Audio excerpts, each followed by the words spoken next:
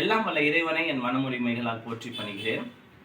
புறநோயாளி பிரிவும் சரி, இன்பேஷனும் சரி, பேஷனும் சரி, பேஷன் அட்டெண்டரும் சரி சொல்லக்கூடிய ஒரே விஷயம், மற்றவங்களுடைய பிரச்சனை நான் நிறைய போய் உதவி பண்ணேன் சார். என்னுடைய பிரச்சனைனா யாருமே வந்து நிற்கல சார்.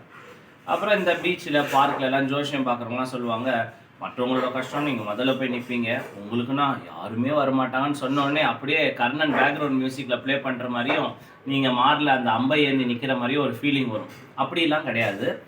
பேஷண்ட்லாம் சொல்கிறாங்க, சார் எனக்கு ஒரு பிரச்சனை வருதுன்னா ஒரு பார்க்க ஈக்காக கூட வரதில்லை சார், எங்கள் வீடே சுடுகாடு மாதிரி இருக்குது, ஒரு வர்றதில்லை, யாரும் போகிறதில்லை அப்படின்னா இது வந்து நீங்கள் நிறைய கொடுக்கலன்னு அர்த்தம், நீங்கள் இனிமையாக பேசலைன்னு அர்த்தம். அது திருக்குறளில் வள்ளுவர் ரொம்ப அழகாக சொல்கிறாரு, கொடுத்தலும் இன்சொல்ல ஆற்றல் ஒருவனுக்கு அடுக்கிய சுற்றத்தால் சூழப்படும் அப்படின்றார். என்னது சுற்றம்னா சும்மா சுற்றம்ல, வெத்தலை மடிக்கிற மாதிரி சுற்றம் சூழ்ந்து நிற்கும் அப்படிங்கிறார். அதுக்கு நீங்கள் என்ன பண்ணணும் அப்படின்னா கொடுக்கணும்.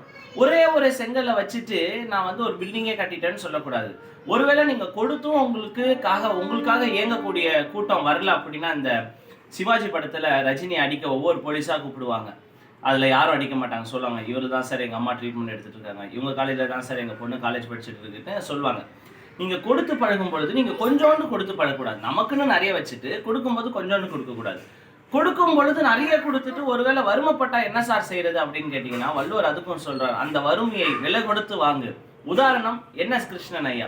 என்எஸ் கிருஷ்ணன் ஐயாவை இன்னைக்கு வரையுமே கொடுத்து வறுமைப்பட்டவர். இன்னைக்கு வரைக்குமே பல சாலைகள் நீங்க பார்க்கலாம், என்எஸ்கே சாலை உன் அப்போட் ரோடான்னு கேட்குறாங்க. ஆமா, அவர் பேர்லயே ரோடு போட்டிருக்காங்க.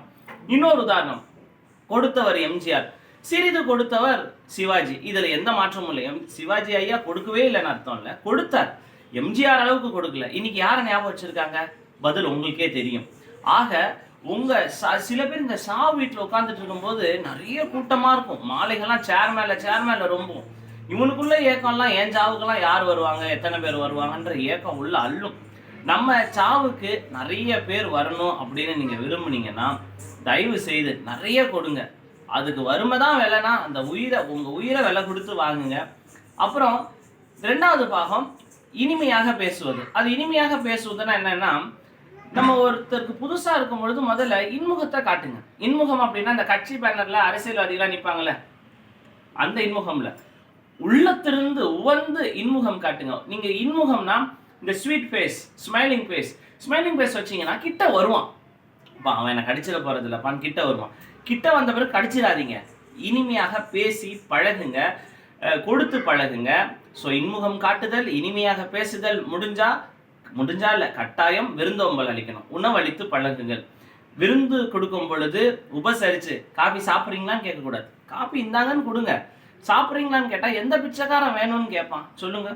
ஆக உங்களுக்கு சூழ்ந்து கூட்டம் இல்லை என்றால் நீங்கள் இனிமையாக பேசவில்லை என்ற அர்த்தம், நீங்க கொடுக்கவில்லை என்ற அர்த்தம், உங்களுக்காகவே நிறைய சேர்த்து வச்சிருக்கீங்க என்ற அர்த்தம். உங்களுக்கு நிறைய பேர் சூழ்ந்து இருக்கணும்னா கொடுத்து பழகுங்கள், இனிமையாக பேசி பழகுங்கள். பாருங்கள், வள்ளுவன் கண்டிப்பாக மெய்த்து நிற்பான். மற்றும் ஒரு முக்கிய பதிவில் சந்திப்போம். நன்றி, வணக்கம்.